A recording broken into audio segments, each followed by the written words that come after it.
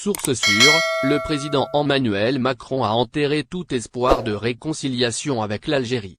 L'outrage commis par le président français désapprouvé, Emmanuel Macron, lors de sa visite au Maroc, fera de gros dégâts dans les relations entre l'Algérie et la France.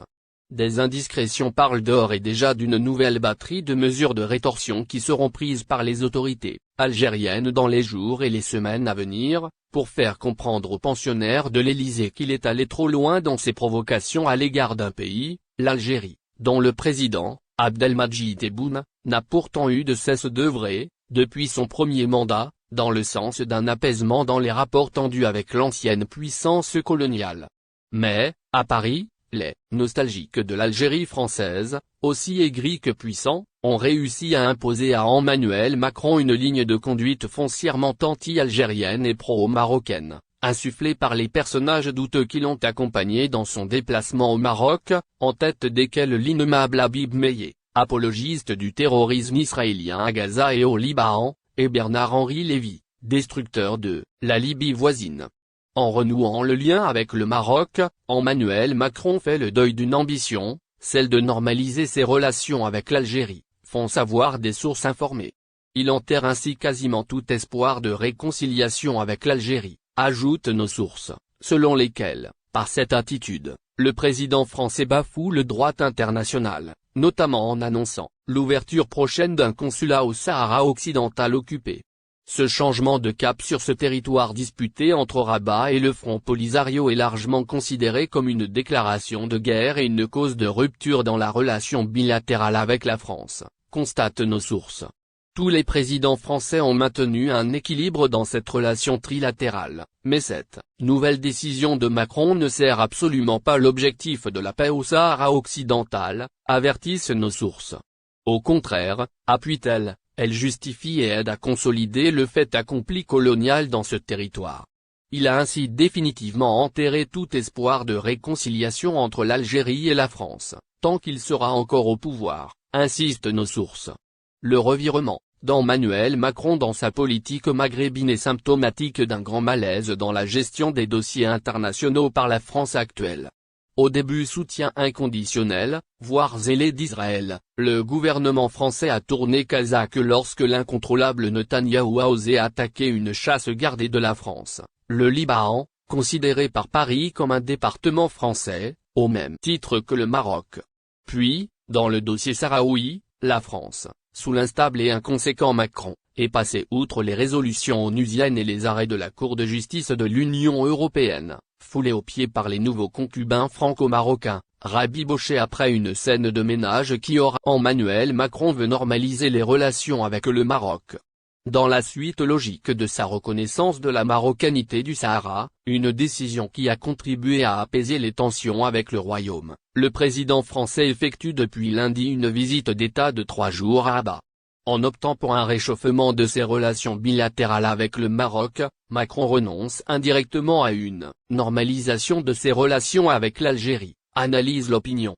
Entre Rabat et Alger, le président français a fini par faire un choix, après des années de tensions avec le Maroc, notamment en raison des questions du Sahara et des visas, et une tentative infructueuse de rapprochement avec l'Algérie. Tout mandat présidentiel français commence à Alger et s'achève à Rabat, avait prédit des diplomates français. Macron avait annoncé les couleurs de sa politique envers l'Algérie, bien avant son élection en 2017.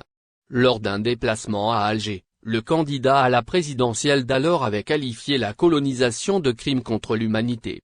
Des propos qui n'avaient pas manqué de susciter un tollé.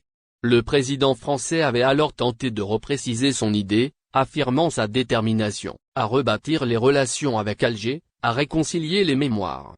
Une fois élu, le président a posé des actes forts dans ce sens. Dépôt de gerbe en mémoire des chahuts de la guerre d'indépendance au mémorial du martyr d'Alger en décembre 2021, excuse aux harkis en septembre 2021, reconnaissance en octobre de la même année du massacre des manifestants algériens en 1961, mais en face, l'Algérie montre aucun intérêt. Agacé, Macron change de posture, qualifiant fin 2021 le régime algérien de système politico-militaire construit sur la rente mémorielle. Au final, Paris renoue ses liens avec le Maroc, pays dans lequel il a effectué sa première visite en Afrique en juin 2017. Avec cette visite d'État à Rabat, Macron, qui s'est attiré la colère d'Alger en reconnaissant en juillet dernier la marocanité du Sahara, montre son ferme engagement à rétablir ses relations avec Rabat. Le président français a d'ailleurs réaffirmé sa position sur le Sahara, mardi lors de son discours devant le Algérien de l'étranger. Voici le type de logement qu'il recherche en Algérie. De plus en plus d'Algériens de l'étranger achètent ou cherchent à acquérir des logements dans le pays de leurs origines. Ils recherchent un type de logement précis avec vue sur la mer de préférence. Cet intérêt s'est confirmé lors du salon de l'immobilier neuf algérien à Paris, 25-27 octobre, qui a attiré 11 000 visiteurs. Un nombre en net hausse qui démontre l'intérêt des Algériens de l'étranger pour leur pays d'origine. 18 promoteurs immobiliers algériens ont pris part à la 3e édition du salon de l'immobilier neuf algérien à Paris qui a été organisé par Sofiane Ouab, gérant de l'agence immobilière Les Pins Immobilier.